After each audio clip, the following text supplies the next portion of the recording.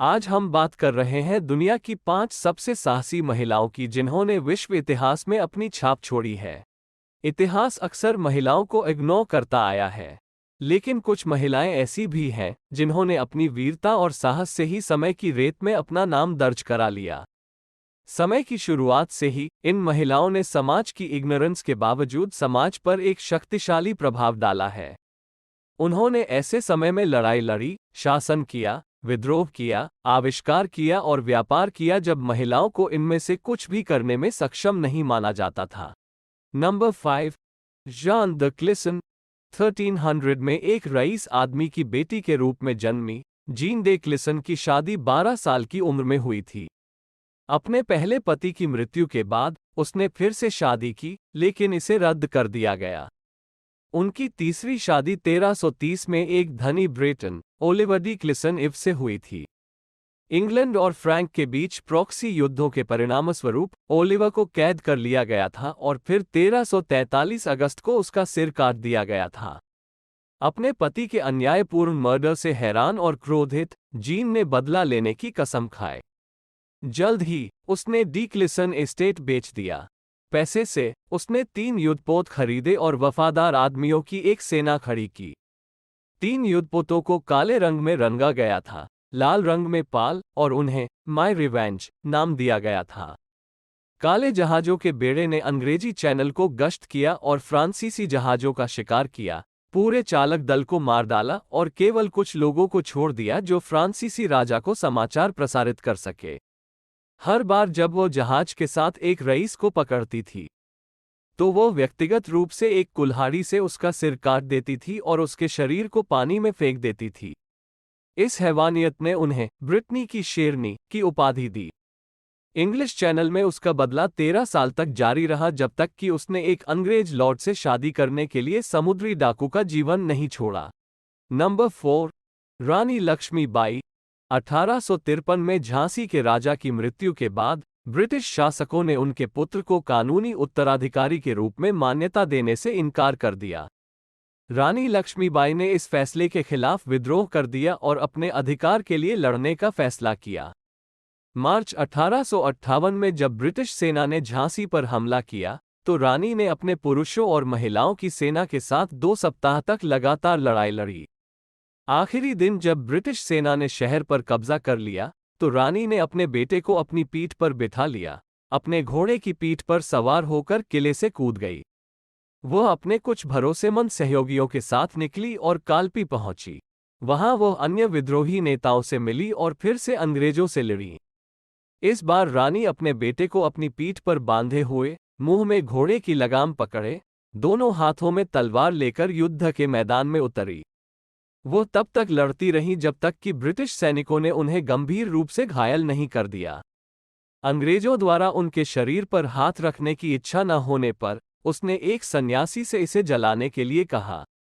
इसलिए उनकी मृत्यु के बाद कुछ स्थानीय लोगों ने उनका अंतिम संस्कार किया। इस युद्ध की ब्रिटिश रिपोर्ट में उनके साहस का विशेष उल्लेख मिलता है। Number 3, Lyudmila पावलिचेंको। 1916 में यूक्रेन के एक छोटे से शहर में जन्मी ल्यूडमिला पावलिचेंको बहुत कम उम्र से ही स्वतंत्र थी। 14 साल की उम्र में वो एक अर्धसैनिक खेल संगठन में शामिल हो गई और शूटिंग रेंज में अपनी पहचान बनाई। 1941 में जब जर्मन सैनिकों ने सोवियत संघ में प्रवेश करना शुरू किया, तो वो सोवियत सेना में शामिल होने के लिए गई, लेकिन उसके लिंग के कारण उसे अस्वीकार कर दिया गया।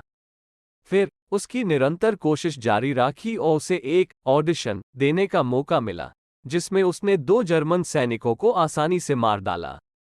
उन्हें रेड आर्मी की 25वीं चपिएव राइफल डिवीजन में स्वीकार कर लिया गया। जब उसने युद्ध में अपने पहले 75 दिनों में 187 जर्मनों को मार डाला, तो उसने जल्द ही एक भयानक स्नाइपर के रूप में अपनी पहचान बनाई। प्रत्येक मार के साथ वो युद्ध में एक प्रसिद्ध और भयानक व्यक्ति बन गई।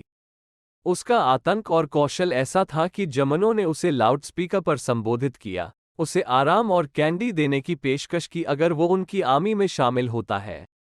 उसके खाते में कुल 309 हत्याओं की पुष्टि है, जो उसे इतिहास के सबसे सक्सेसफुल स्नाइपर्स में से एक बनाती है। नंबर 2, नैन्सी वेक।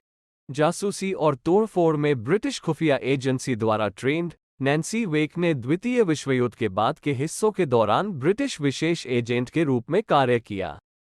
उसके पास कैप्चर से बचने की क्षमता थी, जिसके कारण नाजियों ने उसे द व्हाइट माउस नाम दिया। उसने युद्ध के आखिरी महीनों में डी डे आक्रमण से पहले जर्मन सुरक्षा को कमजोर करने में 7,000 फाइटर्स को नेतृत्व करने में मदद की। नाजी के कब्जे वाले फ्रांस में हथियार, पैसा और कोड बुक बांटते समय वह कई बार कैप्चर से बची और गेस्टापो की वांटेड लिस्ट में शीर्ष पर पहुंच गई। गेस्टापो ने उसके सिर पर 5 मिलियन फ्रैंक का इनाम रखा और वह उनकी मोस्ट वांटेड सूची में सबसे ऊपर थी।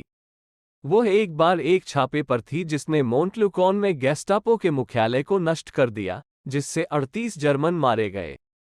वो बिना हथियार के भी उतनी ही घातक थी। एक छापे के दौरान उसने कथित तौर पर अलार्म उठाने से रोकने के लिए अपने नंगे हाथों से एक एसएस गार्ड को मार डाला।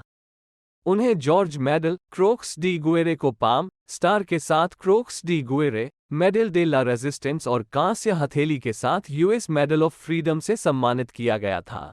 Number 1, Khutulun, granddaughter of Genghis Khan. चंगेज खान की परपोती खुतुलून एक रेसलिंग प्लेयर थी। उसने अपने पिता से मिलिट्री ट्रेनिंग प्राप्त किया और यहां तक कि सैन्य अभियानों में भी उसके साथ गई।